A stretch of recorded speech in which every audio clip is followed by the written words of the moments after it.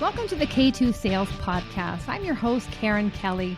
Every week, I'll be sitting down with a sales executive where they'll share their stories and experiences that produce game-changing results. Let's be honest, sales can be a tough game. I'm sure at some point, we've all delivered a less than stellar demo, been ghosted by a client or two, and sometimes maybe we did more talking than listening. And that's where I can help. The stories and insights our guests share can be applied to your own business, your territory, or with your team, so you're not reinventing the wheel. Our weekly tactics and strategies help you get out of your head and start creating your own path towards game-changing results.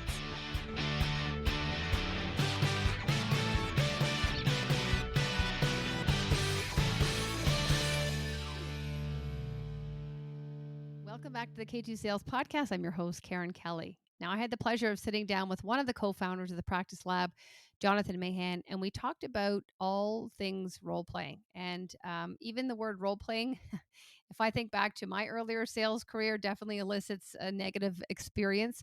And so just the Practice Lab, how can we practice? And when we get into these two zones he referred to, one of them is the performance zone versus the improvement zone. What happens? And when we're performing, we're really just, we're not changing. We're anchoring or reapplying things we already know. So it's pretty much the same performance, but it's all about us.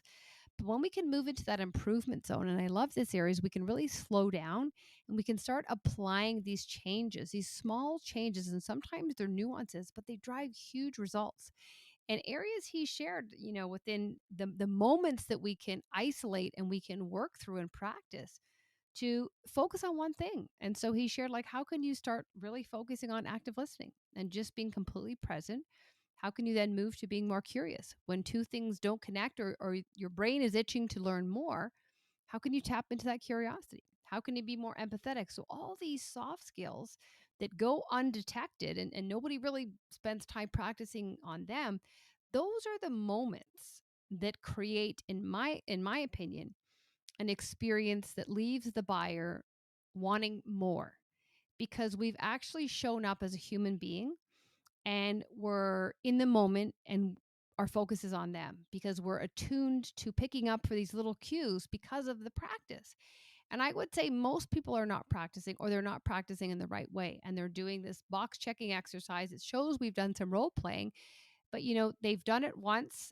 They might have got feedback and then they sit down and it's someone else's turn. And so even Jonathan shared that, you feedback and you iterate, you allow them another chance to go back and practice and apply that feedback immediately. And when you can do that back and forth, what you're doing is you're creating new neural pathways, new ways of doing things that over time become automatic. And that's what drives change. So highly encourage you to take a listen to this. It's packed with both some neuroscience and brain science, a lot of tactical skills that we can apply immediately, and even the mindset, like how can we show up and set expectations for our team that this is going to be uncomfortable. We're learning something brand new, but think about any sport, any music, in any musical. If you play the piano, if you play the guitar, you don't just show up one day and you're amazing. You got to practice even pieces of a song. You got to isolate bars and really, practice those chords, those triads to get better. And then you put it all together. And this is no different. And so he does a great job of laying out a framework that we can all apply irrespective of where we're at in our sales journey. So take a listen. Let us know if you applied anything with yourself as an individual contributor or founder, or with your team, and the results you yielded as a result of it. I hope you enjoyed as much as I did, and thanks for listening. So I'd like to welcome Jonathan Mahan to the podcast, and he's a co-founder of the Practice Lab. So Jonathan, welcome to the podcast. Hey, thanks for having me on, Karen. This is going to be fun, I can tell. Yeah, it's going to be fun, and I think it's going to be educational because this is a topic that's near and dear to my heart, and both positive and unfortunately not so great in my early sales years. But before we get into all the tactics and everything we're going to learn, why don't you tell us what prompted you to create, with your co-founder, a company like the Practice Lab? What were you seeing, whether it was with yourself or the industry, that warranted something like this? Yeah, so it's actually interesting. Both myself and my co-founder, Maya, we were experiencing the same problem, but from like different sides. So at the time that we got started, I was an individual contributor. I was an account executive at a company, and I was getting trained. And the training they were giving me was actually really good, right? I was getting trained on all the right questioning techniques, the way to talk about pricing, the way to handle objections, the way to talk about competitors, the way to talk about our solutions, and everything was great. The problem I was running into is that I was having a really hard time in the moment, under pressure on my real sales calls, even accessing any of that. It's like I'd listen to a podcast or read a book, take notes, fill my head with all these ideas around what good selling is and how I want to sell. And then I'd hop on the call. Suddenly there'd be this flood of emotions, and a little bit of tension, and money's on the line, and there's pressure. And in that moment, my brain would kind of blank and I couldn't really access more than like 2% of what I had learned. And even that was really hard to apply. So, what would I do? I would just kind of default to what I'd always done and kind of get pulled down that path that I had always gone down and handle the calls basically the way I had always handled them, despite the fact that I'd spent all that time filling my head with knowledge. So, like, the ratio of what I was learning to what was available to me in Hmm. my sales calls was really low, and I was getting frustrated because I was like, dude, I want to be this like top seller, and I got the knowledge for it, but damn, in the moment, the execution is different. And May experienced the same thing. She was a sales trainer. So she was on the other end. She was the one doing the training, the opening people's eyes, right? The helping them understand. Um, and yet, more often than not, sellers who were trained by her wouldn't actually implement a whole lot of what she had trained them. So she was getting frustrated on her end about why aren't these people doing this? And I was getting frustrated on my end of why can't I do this? And both of us, interestingly enough, independently started looking outside of sales for answers. We ended up reading like a lot of the same books before we even came together in partnership. But we started looking to what other disciplines do. Like, because for a lot of other disciplines, that's not an option, right? In the military, right? When you're going through boot camp, it's not an option at the end of a boot camp, you still do things the way you did before. No, they need to bring on real behavior change, and that behavior change needs to last under pressure, right? Similarly with like, college sports teams. Again, it's not an option for these high school kids who join to just keep playing the way they used to play in high school when they're in college. They've got to change their behavior. They've got to, up that game even under pressure. So we started to look into what other disciplines do, professional musicians and comedians and the military and actors. And how do these people take all this theory they've learned and turn it into something they can regularly, repeatedly, routinely do, even under pressure? And the answer that arose everywhere we looked was the same: it's practice, and a specific variety of practice called deliberate practice that really cuts out a lot of like the fluffy moments of more traditional practice and really hones in on those skill growth moments, those progress moments. So in deliberate practice, you have like a whole session beginning to end just chock full of growth and skill development moments, right? So typically, if you're following the principles of deliberate practice, you can grow your skill, 10 times as fast as if you're just showing up doing simple repetition practice. So that's kind of how we got started. And over the course of the last few years, we've just been doing a lot of tinkering and experimenting early on to figure out how do you take these principles that the athletes and musicians use, and how do you bring them to salespeople and sales training, and how do you make it work? And it's been a really fun experience just figuring that out, and even funner experience seeing it start to work, right? And seeing salespeople start to actually change their behavior during those high pressure moments that matter most, and seeing that, yes, in fact, it does work just as well in sales as it works in all those other disciplines. So it's been a heck of a journey over the last, I don't know, 2.5 years, whatever it's been now. That's amazing. What a cool story, Jonathan. And I mean, so many things I took some notes there, but one word that stood out was access. And I think when you think about anything, like you're taking the ins are not the inputs is not correlating to the outputs. Like you're taking it all in, you're enjoying it, but in the moment when those high stakes, the emotions kick in, we're not able to spit out all the good we learned. And I think because um, the emotional, like we're also attached to the outcome. But I love that practice. That's the only way to do it. And when you think about sports and music, and it's almost sad that like why is the bar so low to sales? Like it's the number one job out there. Most people are in some capacity, whether it's direct sales or not. We're all selling, right? But yet there is no bar. It's like read the book, like for me, here's your bag, here's your territory, let's go. And you're just like, God, that's like rogue. You're letting us go rogue. Yeah, no, it's crazy to think about other disciplines. Just imagine if the paradigm of sales training existed in any other discipline, how laughable it would be, Mhm. right? Hey Yeah. guys, welcome to first day of college soccer team. We got Lionel Messi here. He's going to talk to you for a while about how to play better soccer. And great, now next game we're all going to do better. Well, duh, of course that's not going to work. But people have their SKO events and hire some big sales name to come in and talk to you about how to sell better. And they actually expect people to start selling better afterwards. Like, it's crazy. And that piece you mentioned about access, you're right to hone in on that because that's huge. I don't want to go, nerd out on this too much, but there are physiological changes to the brain when you're in a moment of stress, pressure, and tension, such as a sales call. That changes where the oxygen and blood flow in the brain goes. It changes how fast different parts of the brain can operate and function. And the parts of the brain that tend to slow down that you lose access to are those same parts of the brain where knowledge is stored, right? Whereas the parts of the brain that speed up and get all the blood flow and the oxygen are parts of the brain that have to do with habit and rituals and routines, right? And defaults.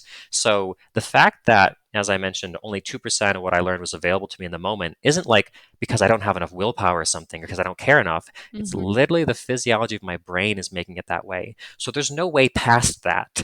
That is the way human beings work. In moments of stress and pressure, we default to the most familiar, the defaults. We can't access most of the knowledge that we have stored in our frontal cortex. It's just not the way the brain works. So, sales training ought to reflect that truth, right? And ought to focus on building those new habits, those new deeply dug grooves, so that they'll be available to sellers under moments of stress and pressure. Hmm. And think about, your why and your reason why you started. You were frustrated, but think about, the sales leaders. Like, you're not hitting sales revenue targets or metrics, and yet some continue to do nothing about it, and or throw the more button on it, which kills me. And it's like, we need the how. We don't need more of the same thing. We need how. But even to add to that, the why and the explanation behind it about physiologically this what's actually going on, and you're incapable of doing this. And so I think it just really solidifies the case for this needs to happen. This needs to happen. Yeah, no, otherwise you'll just keep, solving the wrong problem, right? Because like traditional sales training has a place for sure, because a lot of times sellers don't actually understand what they're supposed to be doing, how they should be handling moments. They don't understand their role in the process, right? They don't understand the dynamics at play between buyers and sellers. So like there's a place for knowledge for sure. It just can't stop Hmm. there, right? There has to be this middle No. step of again rewiring the brain so that the new knowledge becomes habit. The new knowledge becomes a deeply dug groove in that brain so that under moments of stress and pressure, it's available to the sellers. And if you don't take that step, just stuffing more knowledge in the front end doesn't change the fact that none of it's available. Analogy I use sometimes is, if you're having issues with your car and you're finding that the gas in your tank isn't making it to the engine where you need it to be, putting more gas in the tank doesn't solve the problem. You got to figure out why it's Yeah. not making it over to the engine. So similarly, if all the knowledge in your rep's head isn't showing up on calls, stuffing more Hmm. knowledge in their heads isn't going to solve the problem. You got to figure out how to get that transference to happen. And again, that has to do with, rewiring the brain, forming new habits, etc. And that's a great analogy. And I think, like, for me, it's an indicator when someone will say, "Will you come in and do a 1-day training?" And I'm like, "Nope." Like, be because it doesn't set me up for success, nor your team. If there's no reinforcement, I can motivate them, but there will be no change after. And so that just heightens to me that, they're an unsophisticated buyer, or they have budget and they have to use it. So I think there's an opportunity to educate people as well that says, well, what's going to happen beyond this? How can you, it's just like, look at the future and look at your team. They want to win, they want to be developed. So you're not also supporting them. You might think you are because you're doing a half day or a day, but in actuality, you're not. Another red flag for me is when people say, "Hey, we really want our team to like learn everything from prospecting through discovery, through demoing, through negotiation in the next 12 weeks, okay? Like, we're really behind in a lot of areas. So in the next 12 weeks, can you solve all these problems?" And it's like, "No. I could stuff people's head full of Yeah. knowledge for 12 weeks, but again, you can't actually change behaviors. The work that we do at the practice lab is actually, by most standards, quite slow. We'll spend 3 months working on just demos, but not only just demos, but like specific moments in the demo that carry a lot of impact on how much what you're sharing with them resonates with the buyer and how easily they're able to connect with, and connect the dots between what you showed them in their world and why they should care and how they should put this to their boss. Like we just are zooming into specific moments. And it takes 3 months to get meaningful behavior change across the entire team for just like a few specific moments in the demo, right? Which again is glacially slow by the pace that most people want, right? They want in the next 3 months for all their problems to be fixed. But the reality is to really change behavior, you do have to slow down and you have to zoom in on like what are the small changes we can make that'll have really big impact Mhm. on results, and then just focus on Mhm. making those small changes rather than again trying to cover everything. Yeah, and I think it is those nuances that really do make the difference. But when you're, as you said, you're creating these new neural pathways, which take time, but it also allows the rep to get comfortable, like because there's going to be that initial discomfort. So it's kind of like working through getting comfortable with being uncomfortable.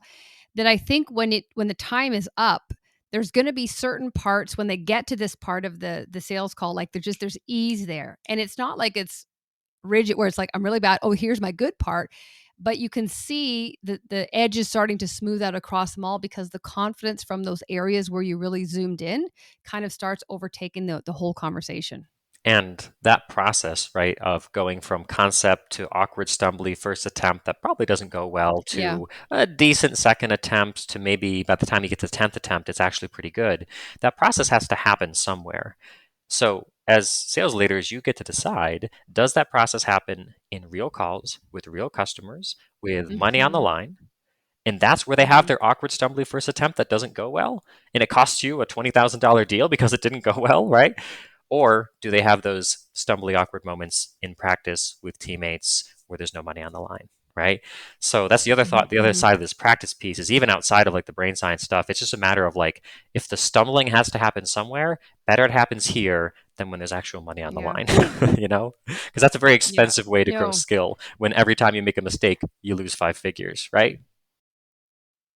Well, I mean, it's not good for your prospects. You're wasting their time, but even your salespeople, like they're commission based, right? So they want to make money. But I think there's got to be an element, a mindset going. You will fail initially. Like nobody tries something the first time in Excel. So, and I think the quicker you can embrace the fact, like think about anything you've tried for the first time, you're going to suck, right? But you're going to work through that, and then you're going to get the confidence. So it's kind of like that continuum of learning. And I think if you can set it up that you're not going to be great the first time. And then they're like, okay, I'm not going in expecting to be Superman and I can kind of check my ego as much as I can at the door. Then there's this element of vulnerability and able to try. And I think that makes a difference. What do you think? Oh, absolutely. And that's actually a really, really important part of making the practice count, right? I mentioned earlier the difference between deliberate practice and maybe the way most people do like role plays on their team. And this is one of the big differences because, early in my sales career, I would do role plays from time to time. And every single time, the expectation was that this was your opportunity to prove that you could do it. Sometimes they even called it certification, proved you can do it. Other times it was just kind of the signal they were sending and how they did practice was like, okay, John, your turn. Here's an objection. Show me what you got. Great. All right. And now your turn. Show me what you got. And it's like you're being tested, right? And you have to prove how good you are. You have to prove how competent you are. And that's one of the reasons most people hate role play is because that expectation it leads for a very, very uncomfortable conversation, uncomfortable moment. But it actually leads to less effective skill growth as well. Because here's the thing when you're in that environment where you're being tested, we call this the performance zone, right? Your goal is simple do the very best you can do in this moment. And when you're in that zone, you don't really have an opportunity to improve. All you really do is take whatever your current best is and you just make it more permanent by doing just that. Because in that moment where your goal is simple, do the very best you can do in this moment, you're going to turn to the most tried and true, the most familiar, the thing you can count on, which is typically the thing that you always do anyways. So when you put someone in practice and the expectation is performance, prove to me how good you are, you're not giving them the chance to do things differently. You're not giving them a chance to grow their skill and become better. All you're giving them the chance to do is prove to you what their current best is and more deeply ingrained in their brains whatever their current best is. Compare that to what we call the improvement zone, which is where you're in a setting where the expectation is this is going to be kind of stumbly and awkward at first. You're probably not going to do great because this is new. This is different. This is training your brain in new ways of functioning. And anytime you train your brain in something new, it's not going to look great at first. When you give people that psychological safety and that permission, that allows them to start to slow down and to try new things and to stumble and to make mistakes and to kind of feel out something different that they're unfamiliar with. And ultimately, it allows them to make new choices and handle a situation differently and start the process of digging that new groove in their brain, that new alternative way of handling things. But you can only get that if you're in the improvement zone. And again, you can only be in the improvement zone if you have that psychological safety where it's okay to fail, it's expected to mess up, no one's testing you, no one's judging you, right? So that's like the first place most role plays go wrong, is the expectation is performance, which again is a great way to make your current best more permanent. But that's all it's going to do. If you want to actually grow new skill, change behavior, then people need to be in the improvement zone where they have that flexibility to mess up. I love that, and that pretty much sums up my career at the beginning of my career. Just it was just, you had your little pitch and you kind of you re-emphasized or re-anchored it. But what like even the language performance, it's just kind of like no room for error here versus improvement. It almost gives you the safe space to make mistakes, but try slow down and try new things. And like you said, make new choices. Because when you're in the performance zone, I feel like it's all about you and you're just working on your pitch and your craft, but you're active listening and your verbal and nonverbal cues go out the door because you're just all inwardly trying to perform. Meanwhile, your prospects are giving off signs or they're doing something and you're not even aware of them. Yeah, no, definitely. And that's another, piece of this too. When you're training your team, part of what you can train your team on, and I guess I should even be more clear, when you're having your team practice, part of what you can have your team practice is what they say, how they talk about their features, how they respond to objections, how they compare themselves to their competition. You can practice those things and you should practice those things. But the other thing that practice can do, if you're doing the practice well, is you can actually use practice to like rewire your reps' brains and give them skills and mental abilities that they didn't have before, or maybe strengthen their skills and abilities that maybe were weak before, including skills and abilities like listening, like empathy, like curiosity. These are brain abilities, and these aren't things you can just flip a switch and say, oh, I'll just be more empathetic on this call, right? Or, hey, I'll just be more curious on this call. You can't, it doesn't really work that way, right? True curiosity is a pattern in the brain, right? Where the brain notices things that it didn't used to notice before, and where it draws connections where it didn't used to draw connections before. And that isn't always in your conscious control. So, to your point, a lot of times the most important part of the sales interaction isn't the thing the rep says. A lot of times the most important part is what the rep notices about the buyer and what the rep picks up both in the buyer's words and what they're saying, but even what the seller picks up in the buyer's body language and tone of voice, right? And volume and all these other cues. And it's a lot to ask a salesperson's brain in the moment under pressure, right? Mm-hmm. Where they have to simultaneously be thinking of what they want to say next. They need to be watching the clock to pay attention to how much time they got left. They need to be paying attention to what the person is saying to them. They also should be paying attention to the nonverbal cues the person's giving off. They should also be paying attention to what the person isn't saying, right? Gaps in their narrative they want to explore more. They should be tuning into their own sense of curiosity to, again, make those connections and get those little itches where you're like, huh, I want to know more here, right? That's kind of a hard skill to do. But once you have that itch of curiosity, then your seller's brain also needs to find language for like a question or figure out how to direct the conversation towards that, right? So typically it's a question they ask. So they got to figure out what their question is. And then even once they know the question they want to ask, they got to deliver it with their own nonverbal cues in alignment so the question lands well. Like, there is so much a seller's brain has to do, particularly on a discovery call, but really during any selling. All of it has to be done during times of high emotion. And if you have a rep's brain that just isn't wired and doesn't have the skill of deep listening, of empathy, of reading body language, of being curious, there's not much knowledge is going to do, right? One analogy I use sometimes is that a lot of times with sales, training or sales methodologies or sales playbooks that managers give their team, it's like you're equipping them with like a really sophisticated software program to run around what great selling looks like. But then they try to run it through their processor, their brain, which just can't handle it, right? It's an older, weaker processor that can't handle this like immensely complex code you just gave them for what good selling looks like. And it, crashes the processor, and then the processor, when it crashes, just goes back to its default mode. So if you're going to ask your people to do really complex, difficult, mentally demanding, cognitively demanding version of selling, you've got to use practice and training to actually strengthen their brains so their brains can keep up, right? Because again, the things we ask sellers to do, it's a lot to do. So many different dimensions of, again, listening and thinking and planning and responding and adjusting. And it's a very difficult mental task. And again, other professions where there's difficult mental tasks, they recognize this and they invest in upgrading their hardware, right? They invest in sharpening their mind and growing their skills. But sales seems to be this place where we like forget that good selling is actually very difficult to do. And we kind of skip that skill development piece and we just say, oh, as long as you got the knowledge of what it looks like, that'll work. But for another analogy here, imagine you like learned everything that could be learned about freestyle rapping. You read every book, you watched every documentary, right? You listened to rap battles and you became a knowledge expert on freestyle rapping. But then someone handed you a microphone in front of in a room full of 50 people. Could you actually freestyle rap? Very different, right? Knowledge and having the wiring in your brain to do it is very different. So Mhm. similarly, you can talk to people about be curious, read the room, notice their Mhm. nonverbals. But in the moment, that's actually a very hard thing for your brain to do. And if you haven't used practice to train and develop and sharpen your mind, then you're not really going to be able to implement and execute all that. So that was a very long answer. But yes, you're right to point out that side of the equation. It's not just about what you say, but it's about what you notice, right? And your listening and your human skills. But even human skills can be trained and practiced in the same way that you can, or in similar ways that you can practice, other sales behaviors. Mhm. I love that you called it human skills. So even Eminem, that's who I thought about when you were sharing that story.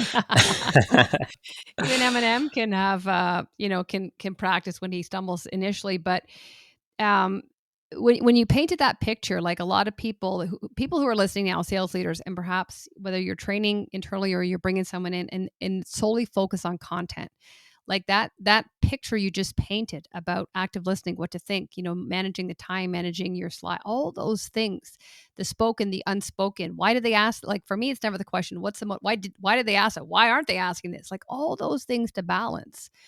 I feel that's as human, that's what we need to do. Like even when it's in the brain, when there's a disconnect there, that cues the curiosity to go, why is that happening? And then to just be aware that all this is happening and have the confidence and the wherewithal to say, I'm just curious, like, where is this coming? And being able to execute on it versus you can see how it would be overwhelming to someone who's not in tune with themselves, with the buyer, with the desired outcome, all these things, because it is complex. And so what are your suggestions, Jonathan, in terms of like structuring this?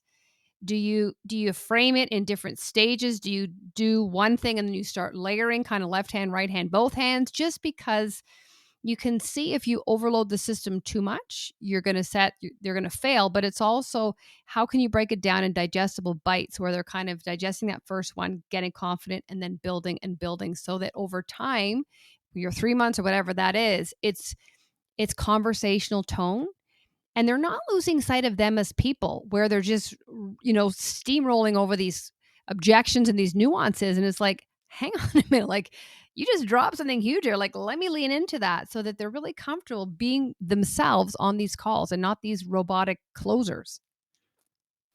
Yeah. Well, there's a few things in there. Comfortable being yourselves versus a robotic closer, right? That's a very interesting, and that almost comes down to like the culture on the team, the expectations, the permission you give them. I think every seller, who knows where they pick it up? Maybe it's from watching movies of salespeople, or maybe it's from something else. But it feels like every seller has a sales voice, right? Just like I feel like most people have a customer service voice, right, that they use, and it's very different than their real voice, and this can be really dangerous because when you are in a mindset and a mind frame where you are relaxed and you're leaning into your humanity and you're treating this as just a human to human conversation, a lot of that complexity that I mentioned earlier of all these things you have to do simultaneously in your brain of figuring out what to say next and how to say it and what to cover and listening, a lot of that stuff, the intuition can take over a little bit more and handle a lot of that workload for you. But for the intuition to take over and handle that workload for you, you have to be in a place where you, you see this as a human to human conversation, right? You see this as not me selling you, me convincing you, anything like that. You see it as, hey, I'm here to help and get curious. So that shift is actually a little bit more of a mental shift and a perspective shift. And again, that has to generally be supported by the sales leaders, right? One of the most valuable things that one of my sales leaders did for me in the past is sometimes in our call reviews, he'd even point out to me when seller John took over Mhm. and say, look, this isn't you anymore. Like, I know you. I talk to you all the time. I know how you talk. In this moment, you lost track of seller John or of real John and you turned into seller John. And that awareness helps me to shift that pattern. And again, a lot of times that pattern starts in the mind. Do you see this as I'm about to hop on a sales call and I'm going to convince this person of something? Or do you see it as I'm going to have a conversation with a human being, see if I can help. Mhm. If I can't, no big deal. If I can, great. But let's just see where this takes us. When you can truly embrace that mindset, a lot of the complexity I mentioned kind of gets taken over by intuition. And you can do, 3/4 of that cognitive load unconsciously. Versus when you're in a sales state, much less of that intuition is happening and you have to mentally do a lot more of that work. So there's a mindset shift there. But the other piece you talked about too of like how to bring about this change is really worth touching on as well, which is like this one piece at a time, this chunking it down piece, because that's another real principle of deliberate practice. When a professional football team goes into practice, they don't say, all right, folks, you folks over there on the left side of me, your team A, folks on the right side of me, your team B, go play a football game. And then they play the whole football game through, and then they say, "Great work! Let's come back and do the same thing tomorrow." They wouldn't get any better, right? In order to develop skill, you do need to focus on one piece at a time. You need to be very clear going into it as to what good looks like here, right? Sometimes what good looks like is very specific. Here's the talk track to use. Other times it's a bit more nebulous, like, hey, your response should include elements of empathy. Your response should include elements of, other centricness, and your response should include a thought-provoking question. It can be a little bit more nebulous, but one way or another, you gotta be clear in advance what good looks like for this specific piece. Then people head in and they practice just that specific piece, then they get feedback on that piece, and then they immediately get to implement that feedback in another attempt. So that's another principle of deliberate practice there, is that the feedback goes in the middle. It doesn't go at the end, right? It should be practice, feedback, practice, feedback, practice, feedback, where each time you get feedback, you're immediately having a chance to implement it, try it on for size, see how it feels. Versus more traditional role plays where you step up to the plate, you shoot your best shot, your manager gives you some feedback, you sit down, it's the next person's turn, right? Mhm. That doesn't help grow skill. That's a really slow way No. to grow skill. So it's definitely important to break it down one piece at a time and practice one piece at a time. It's important to structure the practice in an environment where there's the expectation of failure. And just to put some specific examples to this for any sales leaders who want to try this practice thing out, I tend to think about the chunking it down in two different ways. One version of chunking it down is chunking it down to specific moments and say, let's just work on this moment until this moment in the call is second nature. Then let's move on to the next moment. So for example, let's say, you're looking at a demo. One moment could be how you open the demo. Another moment could be how you tee up and set the context for some of your most important features. And you could just practice teeing up that feature, setting the context for it. Then another moment you could practice is after you've shown one of your more important features. How do you hand the microphone over to your buyer, and how do you get them talking about what they just saw, reflecting on what they just saw, how they'd use it, what the value would be, right? That's another moment you can practice. You can just practice winding down the feature, getting your buyer talking. Winding down the feature, getting your buyer talking, right? So that's how you could look at a demo and break it down to specific moments. And then maybe the last moment is like when you're done with the demo, how do you do that kind of like end of call wrap up, right? How do you get their buy-in at the end of the call? How do you set up next steps at the end of the call? That could be your different moments. But the other way to look at this too is even just down to skills.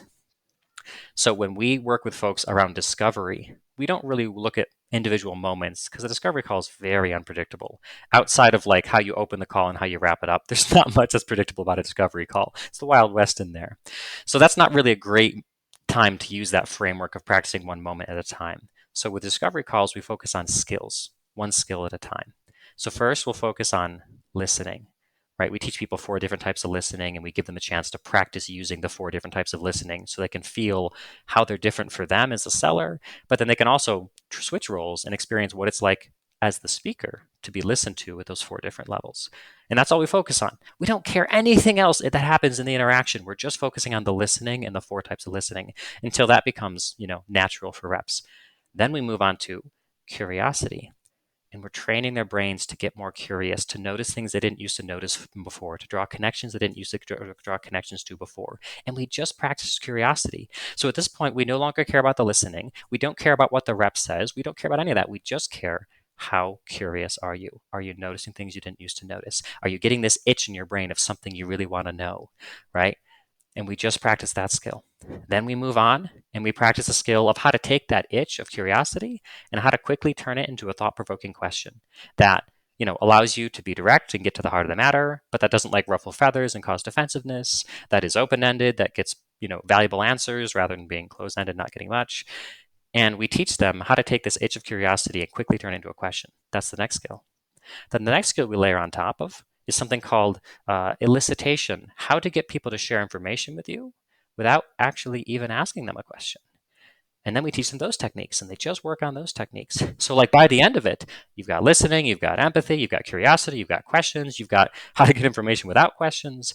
But we've just layered one piece in at a time. So it might take 3 months to get through this, right? Compared to a traditional sales training where you sit people down for 4 hours and teach them all about discovery and then send them on their merry way. This is a long process, but at the end of it, people's brains are actually different than they used to be. That hardware, that processor they have can actually handle more than it used to be able to handle and do more under pressure than it used to be able to do because we layered in one piece at a time. And I'm telling you, by the end of this, it's so powerful to see reps. Like Mm-hmm. to see reps in action, stacking all these things together of listening and empathy and curiosity and questions and elicitation and all these things. It's just beautiful to behold people actually doing this. And again, these are like those human skills, those soft skills that a lot of times people are like, you either got it, you don't. You're either curious or you're not. You're either empathetic or you're not.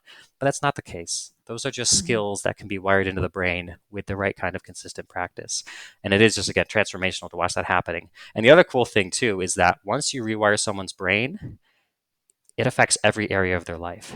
They're suddenly more curious and empathetic when they're in one-on-ones with their manager. They're suddenly more, open-minded and better listeners when they're talking to their spouse.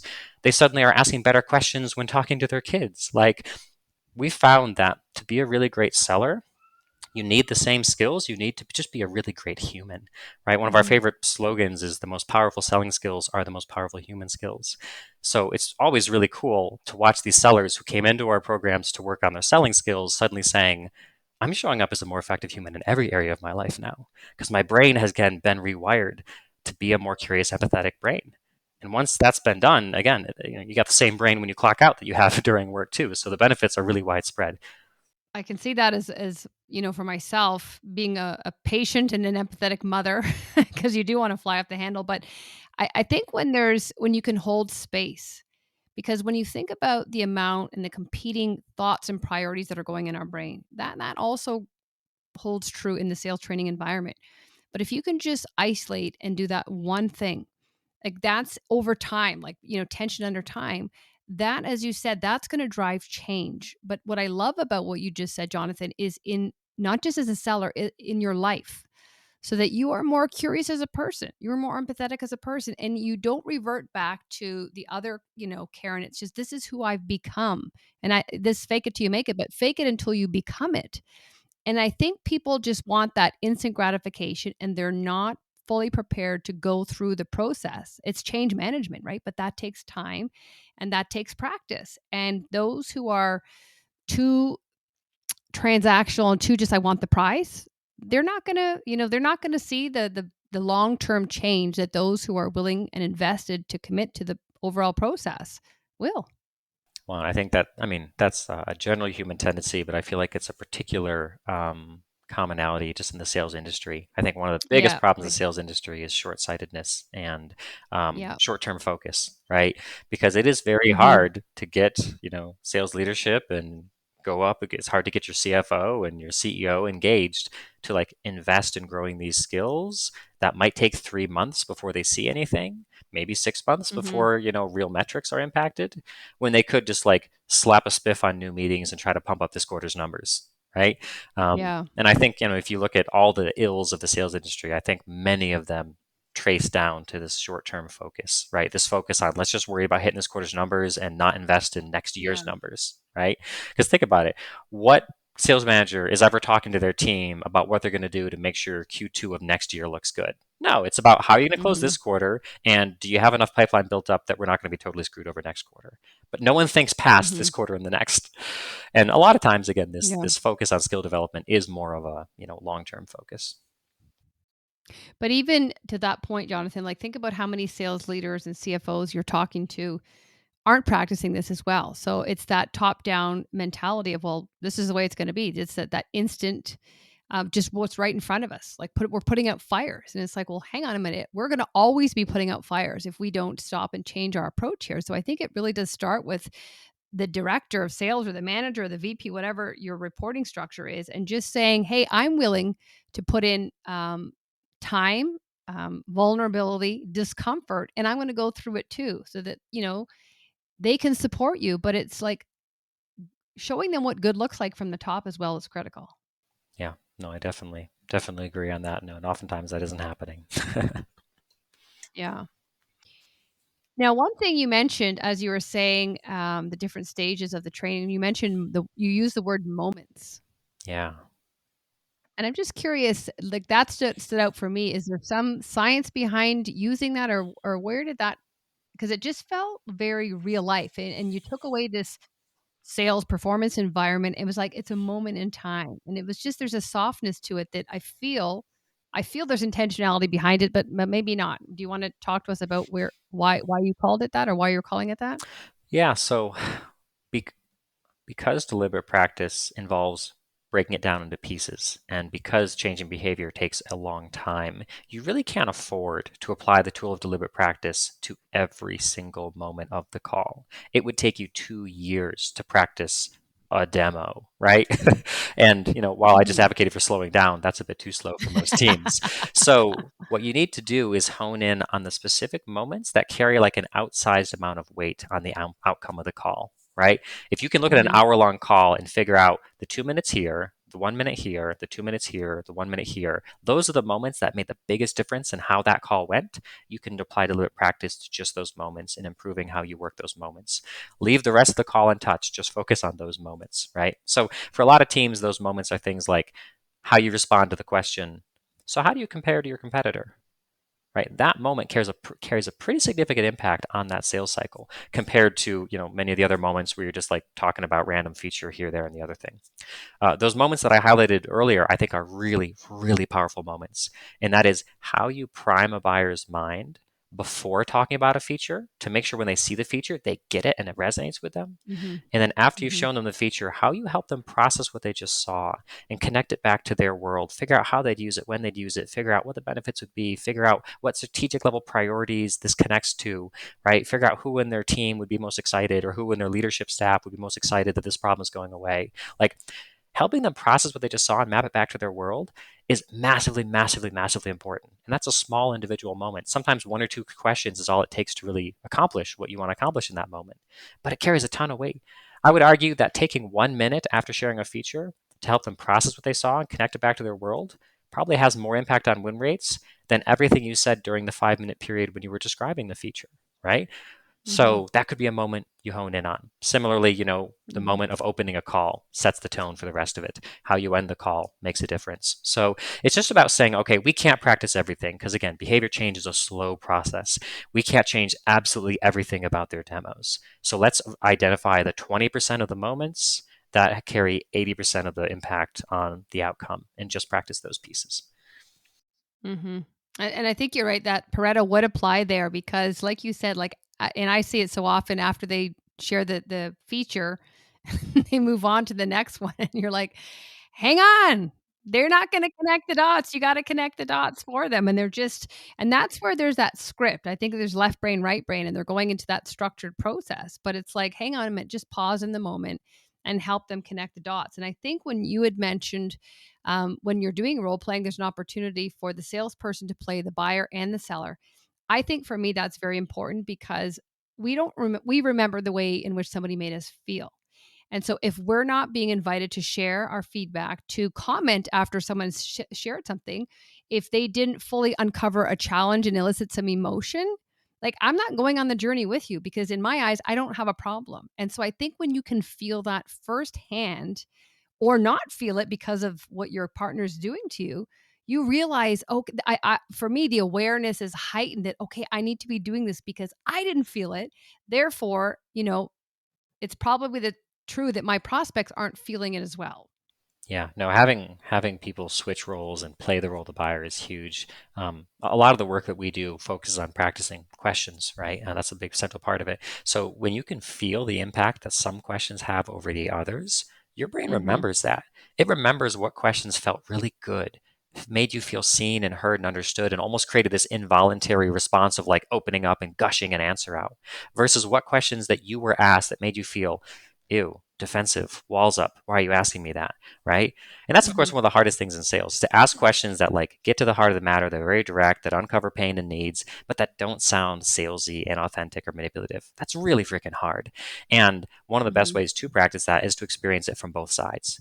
Experience asking the Mhm. questions, what that feels like, and then experience receiving the questions. And a lot of times you get a lot more clarity when you're receiving them as to what feels salesy and authentic versus what feels, like it's driven by curiosity and a sincere desire to help. So yes, absolutely. Having folks in both seats really helps accelerate the learning for sure. Mhm.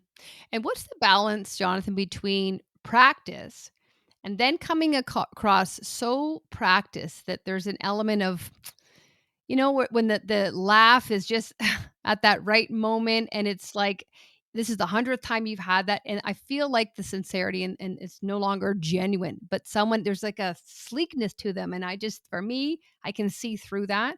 So where's the fine line being still human and still, practicing those questions, but not to the point where you're like an actor and it's like, I got this. Now I'm going to hone into this. And, it's so contrived that you feel like I know what you're trying to do with me here and I'm not going. Yeah. Yeah, no, a really good question to ask. And I would say that depends on what you're practicing. And I might even suggest that the kind of practicing that you have in mind when you ask that question could best be described as rehearsal, right? Where it's like, when this happens, here's how I'm going to respond. And let me Yeah. practice my response over and over again, right?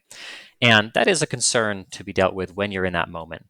For example, if there's a really common objection that you hear, it might actually be good Mhm. to use rehearsal and have people practice a good response to that objection over and over again, which means there's the downside of it might sound insincere.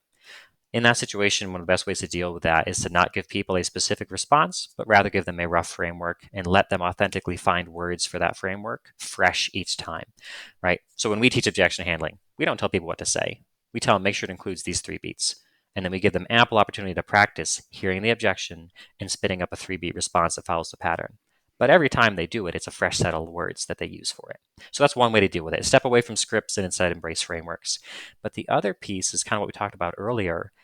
Don't even have them practice a specific response. Just have them practice their brain abilities. And what's really cool here, Karen, is that you can strengthen your brain, listening, empathy, coming up with thought provoking questions on the fly, right? Things like that. You can strengthen your brain's ability outside the context of selling. So, a lot of times, what we'll do in the practice lab is we'll include some role plays for sure, but we'll include just as many exercises where no one's pretending to be a seller, no one's pretending to be a buyer. We just put two human beings in a room together. We have them have a conversation following certain, guidelines, and we give the seller the opportunity to practice using listening skills, practice curiosity, practice reading body language in a real human to human conversation. Because again, we're just focused on we want to strengthen this hardware. We want this brain to be better at picking up on nonverbal cues.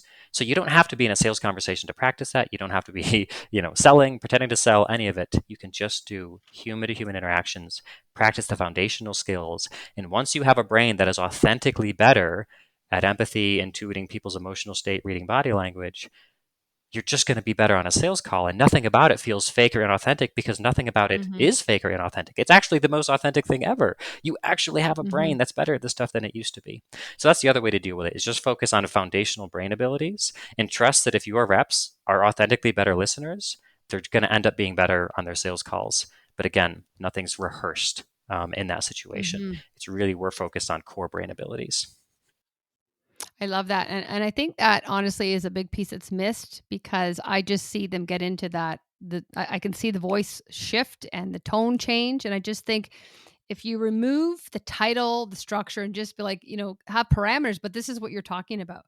That probably they are going to uncover something. There is going to be some impact, and they're somehow going to end up in a solution where they're moving forward to do something. That is a sales call, but removing the title because once you have the title, people's back go up and then they start getting that fight or flight and they speed up and they lose sight of what's innate to them.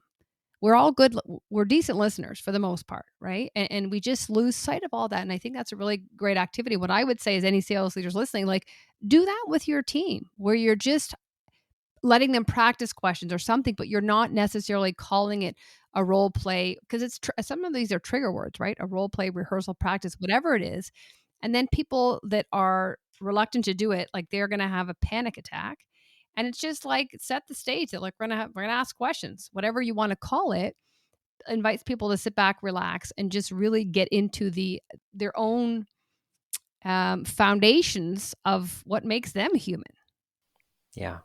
No, I think that's very, very, very good advice. A lot of times we use the word practice, right, rather than role play. Although I will say that there's multiple forms of practice. Role play is only one form of practice, right? So the practice lab, we use 4 different types of practice because we found different forms of practice tend to lend themselves really well to different types of skills. So role play is a really good one to use for those more predictable moments. For example, a common objection. Role play is a great tool to use. I'm going to say, we need to push this back 6 months, and you're going to practice a response that hits these 3 beats, right? That's a good way to use role Mhm. play. But for something like a discovery call, role play is actually pretty terrible for that because I've never met a human being ever who could behave in a role play the same way a real buyer behaves on a real call, right? So when Mhm. you role play discovery, it's almost like you're in a flight simulator, but the rules of gravity and the density of air are a little different. So you could learn how to work that plane in the flight simulator perfectly, but then you get in a real plane and shit, it doesn't handle the same way, and you crash it. So Yeah. similarly, in a role play, you can learn how to tie your practice partner into knots and do all sorts of stuff and uncover their pains and just be perfect. And then you get in front of a real buyer, they don't behave the same way, and you fall apart. So role play Mhm. is great for more predictable moments, but for those more nuanced moments, such as discovery calls, such as maybe negotiation, right? You really can't use role play all that effectively. It has a place. It can kind of like start the process of helping people to change their habits, but ultimately to really make the progress you want, you've got to use other forms of practice. So we use a form of practice called skills practice, which again is what I mentioned earlier, where you don't actually role play. You put people in real human to human conversations. To your point, you take the role of seller and the role of buyer away, and you say you're just 2 human beings. Practice your curiosity. And again, you give us some guidelines there, Mhm. but you take the sales element away and it's just a human human conversation. That's one form of practice you can use. We also have a different form of practice that actually leverages like recordings of real sales calls from the team to train their brain and give their brain the opportunity to notice things they didn't used to notice and to make choices about how to respond to different stimuli. But of course, because it's a recording of a real call, you don't have that is it realistic problem, because of course it's realistic, it's actually real. And you just use that as a way to, again, give the brain a chance to practice thinking differently, to practice noticing things it didn't used to notice, to practice picking up on cues and intuiting emotions that it used to miss. So there's, again, a lot to practice beyond just role play. But yes, role play has a place to play, and you might want to call it something else if your team has an allergic reaction to the word, for sure. Mhm. Mhm. Yeah. So you mentioned role playing, skills development, the recordings. Is there a fourth one? Yeah, a fourth one we call word practice. And this is actually a very simple form of practice where you don't even need a partner, really. You just want to make sure that when a certain moment comes up, that you're able to say what you need to say smoothly and confidently. So, like practicing the opening of a call might be a time for word practice. You don't need a practice partner for that. You can just practice in the mirror with that piece. Or even like answering the Mhm. question, so what's your pricing? You could probably practice your response to what's our pricing in the mirror, right? Or your elevator pitch, right? You can use word practice. So that's one of the more limited forms of practice. But for those specific moments where it's like super predictable, you can just practice on your own. You don't even need a partner for that. And we call that word practice. Versus the role playing an objection or something like that, you do need a practice partner to bounce off of, to feed you prompts, to feed you cues, to allow you the chance to react to what they're saying, to ask deeper questions, right? You need a practice partner for that. So we call that situation practice. Um, and that is kind of the one that I Mhm. described as role play earlier. Mhm. Well, you've opened our eyes, Jonathan, to I guess the brain science behind it and what actually goes on and what we are capable of doing, as humans, but also the different kinds of practice and just creating psychological safety, I think, for the team to be okay to fail, and to really slow down and try things on that are new, so that we can create those new neural pathways that over time will become automated and less uncomfortable. But I think just moving away from that performance and just basically producing more of the same, and it's all about us, I feel. And so what are 2 to 3 things if sales leaders now are doing nothing? and they're like, okay, this sounds great. I'm overwhelmed because I realize, wow, the light is shining on how much work we need. But is there 2 to 3 things that they could start doing just to kind of just little things that would start moving the needle in the right direction? Yeah, I got three ideas. So, one is pick a single moment in your whole buyer's journey, your whole sales process that you know carries a lot of weight and that you know your team doesn't handle too well. This could be how they respond to common objections. This could be how they talk about competition. This could be how they answer the pricing question on the first call, right? But just pick one moment that you know the team doesn't handle well. Between your own knowledge and maybe consulting your top performers, figure out what good looks like in that area, and then just have your team do some good old fashioned role playing. Explain to them in advance that this isn't a test, this isn't certification, this is just a chance to get better. Teach them in advance what good looks like. Put them in breakout rooms with a partner and have them just role play that individual moment where one person feeds up the objection or feeds up the question, and then the seller has a chance to respond using the framework of what good looks like that you provided. And again, frameworks are better than scripts here. Okay, so that's one thing you can do. Really simple role play. Just pick one thing and just see how it goes. Second thing you could do is that you could actually just hire an improv class for your team. Have your team go through an improv class. That is one of those forms of practice that has nothing to do with sales, but it strengthens the brain. It makes the brain better at handling emotion, makes the brain better at reading the situation, makes the brain better at thinking quickly on the fly, right? Makes reps better at leaning in and trusting themselves rather than going into panic mode. So have your sales team take an improv class. They'll be better on cold calls. They'll be better on discovery calls. They'll be better with objections. They'll be better everywhere if they take an improv class because, again, you're strengthening that brain they have. And then the third thing is when you're doing call reviews, don't just look back on what happened before, but actually ask the rep, okay, in this moment, you hear what the buyer just said? What would you say next? And you could even, to make it probably even more effective, use other people's calls because they might remember what they did in the real call, or maybe dig up a call from like a year ago. But either way, the way most call reviews are done, it's all about like let's play the tape and let's reflect back on once we saw. And it's an intellectual exercise, it's an understanding exercise, but it's not really a chance to grow new skill. It's more a chance to grow awareness. So to use call reviews to grow skill, you do the opposite. You pause the tape and you look forward and say, what next? Notice here, we're 16 minutes Mm-hmm. into the call. Think of what the buyer's told you already. Think of what's the most important information to know. What are some of the 3 pieces of information you want to get before you leave this call? If you were actually the seller in this call. Great. What are some of the questions you could ask to get at those pieces of information? Or, hey, let's pause. What did you just notice about the buyer's response? Now, what are you authentically curious to know more about? So it's this shift Mm-hmm. of pausing the tape and looking back. Instead, now we're doing is we're pausing the tape and we're looking forward. And again, that's kind of the root of that mental practice that I described that we do with teams, where again, we use a real call as an opportunity to grow new skill. And that's essentially what we're doing there. So simple change, don't look backwards when you're doing call reviews, look forwards to what comes next and make your rep's brain go through the process of making decisions and deciding what they'll say next. Those 3 things will be a good first step down the path of practice. Those are great, great topics. Thank you for that. And I love the last one because I think in the call reviews, that's what they do. And especially if the rep didn't handle it well, you're just reinforcing and making them feel bad when it's too late, right? That moment is past. But I love the point that it's like even if the call took place 3 months ago, they've learned some things since then. What would they do differently now? So it's giving them an opportunity to show their learnings. And just quick story. Sometimes when I am listening to a podcast and then mine will come on next. And someone tells something and it's been a long time. Someone's telling a story and I'm like, Karen, please, I hope you ask that question next because it was so, like they tee up a big thing, but it was like a year ago. And then I'm like, oh, thank God I asked it because in the moment, like I'm guilty of this too, right? You're thinking about the next one or you're perhaps slicing what they just shared in one angle, but you didn't get the other. And so I'm like, I hope you ask that. And then it continues. I'm like, thank God. Sometimes I don't. Hey, I'm a work in progress too. But so I love that. And just giving them the chance to say, what would you do differently and why? And even like for me, I pause the tape and I say, look, what's going on here? And you see the customer that their body language is changing. They're checking out.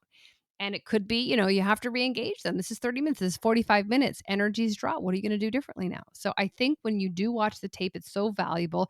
It's unfortunate that it's already happened. So the opportunity for change is usually in the next one. But anyway, 3 very tactical and tangible ways to engage your team to help upskill them. So thank you for sharing those. Jonathan, if people want to learn more about you, connect with you, engage with the practice lab, what is the best way for them to do that? Yeah, no, thanks for asking. So I'm fairly active on LinkedIn. So the link to my profile, I imagine, will show up in the show notes. Or you can just look for Jonathan Mm-hmm. Mahan. There's a handful of us out there, but only one Jonathan Mahan who runs the practice lab. So you can find us on LinkedIn. Our website is thepracticelab.co. And if you're someone who's been listening to this and this whole human focused approach to selling has been resonating, and this whole focus on skill development, right, and practice has been resonating, we actually put something together for your listeners, Karen, to help them kind of test the waters here. So May and I put together a sort of practice in a box digital kit that you can use to actually run a deliberate practice session with your team where there's like no work needed for you. It's all done for you. You just got to open it up and run it with the team. And what they're going to be practicing is a specific framework to respond to objections. It's a very human centric approach, and it's this 3 step framework that allows sellers to start the process of lowering the buyer's defenses, of opening their mind up to new ideas, and ultimately ensuring that the deal doesn't die right there, that it stays alive long enough for you to work out a solution of how to move past the objection. But it follows all the principles of deliberate practice that we mentioned earlier. It's already honed into the right moment. It already gives you the framework. It already does all the work for you. So if you want your team to experience this style of practice, just email us hello@thepracticelab.co. Let us know you listened to the episode, and we're happy to send that digital blueprint to you so you can actually run this practice session with your team without it being any extra work on your end. Again, it's all sitting there ready to go, waiting for you. So hello@thepracticelab.co, and we'll send you that digital kit. Awesome. And unpack your gift to greatness. That's it. Well, thank you, Jonathan. That's been great. I'm always learning as well, so I appreciate this. This is up in my wheelhouse of just human to human, and really just being okay in the moment to check in with yourself and slow things down and really heighten your awareness as to why are you doing things, why are they doing things, to get that context for change. Otherwise, we sit in the moment and we're performing, but we're not changing. And I think the goal of us as sellers is to change ourselves and to change our buyers. So I think you've done an amazing job of just bringing enough brain science into it without overwhelming people, that there is an appetite for, yes, I want to move forward, and I do want to create a better experience. So thank you for your time and your knowledge and sharing all this with our audience. I know those who apply it will see the changes. Yeah, 100%. Well, thanks for having me on, Karen. It's been great. My my pleasure. Okay, thanks everybody for tuning in, and we'll see you next time.